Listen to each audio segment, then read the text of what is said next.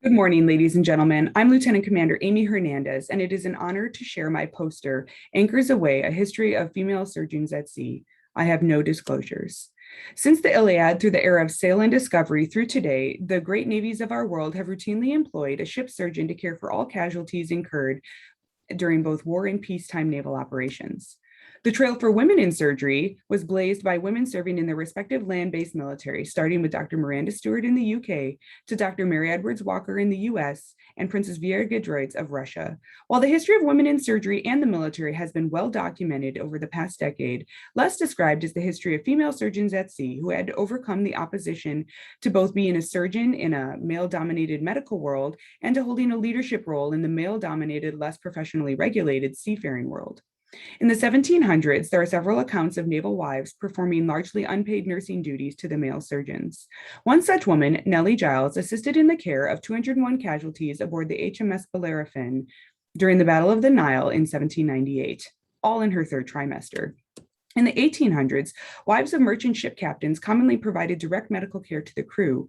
One of the earliest accounts was of Mary Stickney sailing on the Cicero in 1880, exclusively doctoring all patients who required operative care. This tough woman was commonly seen with a talking parrot perched atop her shoulder while she documented patient care in her diaries. Dr. Elizabeth Ross was the first woman to officially serve in a non-military capacity as ship surgeon during the voyage of the Glenlogan to Yokohama and Hong Kong in 1913. Dr. A. Nancy Miller was the medical officer on the troop ship Britannia. En route to Karachi in 1941, they were fatally shelled and she cared for the wounded and dying, saving many lives. Both these women were highly credentialed. However, it was the necessity for surgeons and lack of available male surgeons that opened the door for their maritime service.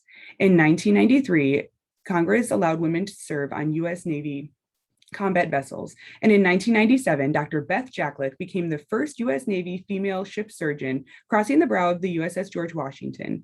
While she noted some novelties surrounding her presence, it did not impede her ability to perform surgery or communicate with the chain of command. Indeed, her experiences were largely positive and mirrored in the experiences of a present-day ship surgeon, regardless of gender. Since then, a woman leading the surgical team aboard a U.S. Navy vessel has gone from rarity to commonplace, with 20 to 30% of U.S. Navy maritime surgeon billets being filled by women since 2006, including my own deployment on the USS Carl Vinson in 2017. War and the military have historically offered windows of opportunity for women to lead and break boundaries in medicine. These trailblazing women paved the way for women like me to have the honor and privilege to serve as a ship surgeon. While women continue to take the helm of maritime surgical leadership, it's exciting to think about what's on the horizon ahead of us, both at land and sea. Thank you.